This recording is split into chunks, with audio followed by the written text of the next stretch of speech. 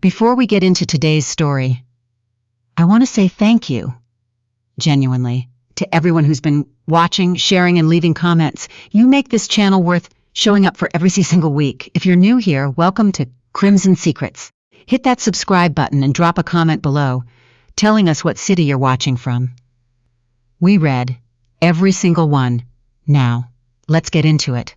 The night Collette Marsh came home to find her husband standing in the kitchen with a suitcase already packed. She didn't scream. She set her keys on the counter. She poured herself a glass of water. She stood at the sink for a long moment, looking at the backyard, the one they'd argued over for 2 years before finally agreeing on the Japanese maple in the corner. And she said very quietly, "You could have just told me." Grant Marsh didn't look at her. He was 41 years old, broad-shouldered, the kind of man who filled a doorway and knew it. He'd always known it. He said, "I've been telling you for years, Collette. You just weren't listening." She turned around then. She looked at the suitcase. She looked at him. "Where are you going?" she said. It wasn't a question, he told her. The name was someone she knew, someone who worked 2 floors above her, at the biotech firm where Collette had spent the last 11 years quietly building something she hadn't told anyone about. Not Grant, not her mother, not her closest friend Pam, who called every Sunday and still thought Collette was in middle management. What she'd said instead was, "I need a little space this year. I'm working on something." She'd said it so many times, it had become a kind of wallpaper in their marriage. Background noise. Grant had eventually stopped asking what the something was. Now he picked up his suitcase and walked to the door and said, without turning around, "I'll have my lawyer contact you next week. I think it's better if we just make it clean." The door closed. Collette stood in the kitchen for another 3 minutes. She finished the water. She rinsed the glass and set it on the drying rack. Then she walked to the small home office at the end of the hallway, sat down at her desk, opened her laptop, and went back to work. To understand what happened next, you have to understand what Collette Marsh had been doing with herself for the past 4 years, while her husband told anyone who would listen that his wife had checked out. She hadn't checked out. She had gone somewhere he couldn't follow, because she'd never invited him. That part, the not inviting him, was her fault. She'd own that later. But at the time, she told herself she was protecting the work, protecting the idea. Because ideas are fragile before they become real, and Collette had watched too many of hers dissolve when she made the mistake of saying them out loud too soon. Grant had a habit, not a cruel one, just a careless one, of hearing her half-formed thoughts and immediately explaining why they wouldn't work. He wasn't trying to be discouraging. He genuinely believed he was helping. But there's a particular kind of damage that helpfulness can do when what the other person actually needs is silence. So she'd gone quiet, and in the quiet she'd built something. The technical name for it was a targeted delivery platform, a molecular mechanism that could carry therapeutic compounds directly to specific cancer cell types without triggering immune response in surrounding tissue. In plain language, a drug delivery system that could make certain chemotherapy treatments 60% more effective while cutting the side effects almost in half. She had a patent application pending.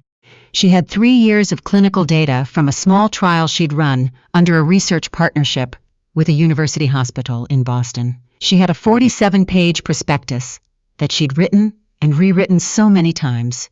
She could recite the key figures in her sleep. And she had a meeting scheduled for 9 days, from the night her husband walked out with his suitcase, with a private equity group called Harlow Capital that had reached out to her 6 months ago through a contact she'd met at a conference in San Diego. The meeting was in New York. She had a flight booked.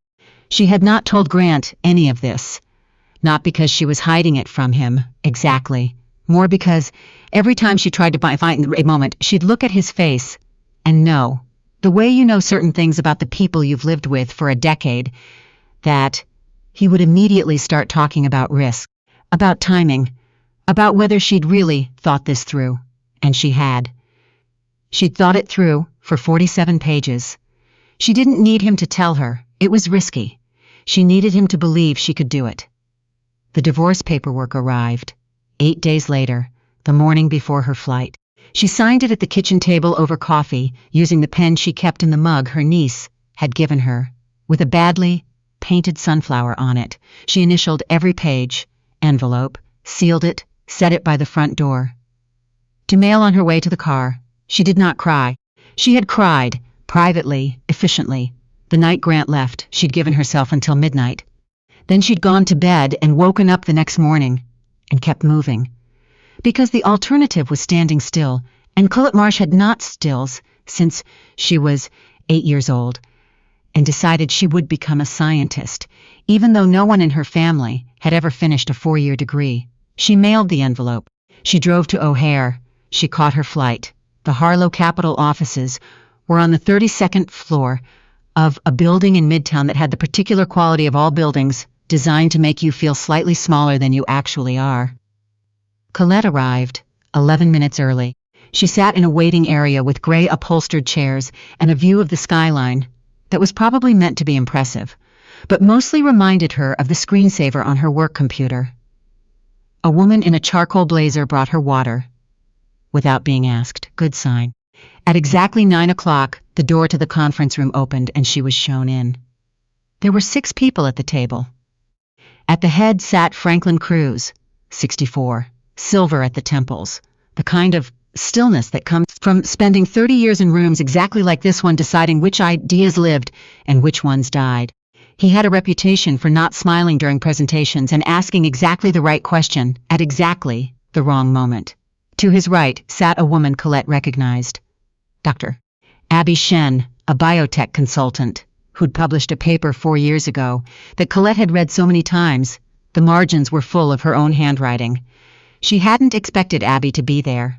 She felt her pulse shift slightly and told herself to breathe. She set her materials on the table. She looked at the 6 faces looking back at her. She thought, briefly, of Grant saying you just weren't listening, and she thought, good. Then she opened her mouth and started to talk. She spoke for 22 minutes. She had practiced it 40 times, but it didn't sound practiced. It sounded like someone describing something they understood completely, which is different and harder to fake. She walked them through the mechanism. She walked them through the trial data. She answered Franklin Cruz's first question, a sharp one about regulatory timeline, without hesitating, because she'd anticipated it and built the answer into a slide she'd put at the back of the deck specifically for him. Abby Shen asked 2 questions. Both were good. Both were the kind of questions that told Collette the other woman had actually read the prospect. Not just skimmed it. She answered both. At the end, Franklin Cruz leaned back in his chair and looked at her for a long moment in the way that people who are deciding something look at the thing they're deciding about. He said, "What's your walkaway number?" She told him. He didn't blink. He said, "Give us 48 hours." She went back to her hotel and ordered room service and sat at the small desk by the window and called Pam. "Where are you?" Pam said immediately. "New York. For what?" "A meeting." "Collette." Pam had a voice that could carry an entire sentence of meaning in 2 syllables. "What kind of meeting?" So she told her. All of it. The platform, the patent, the trial data, the prospectus, the 47 pages, the 6 people at the table, Franklin Cruz, Abby Shen, the walkaway number, all of it. There was a long silence on the other end of the line. Then Pam said, "How long have you been sitting on this?" 4 years, Collette said. Another silence. "Does Grant know?" "Grant served me divorce papers yesterday morning," Collette said. "I signed them on my way to the airport." The sound Pam made was not quite a word. It was the sound of someone trying to recalibrate their entire understanding of a situation in real time. "He doesn't know," Pam said slowly. "No, Collette, I know. He left you the day before. I know, and he doesn't know that you're sitting in a hotel in New York, about to." "I know," Collette said, and her voice was very of the city, and she let herself feel it. Just for a moment, just for the length of a breath. How strange it was that the thing she'd built alone, in the quiet that his restlessness had created, was the thing he would never know about. She'd tried. Once.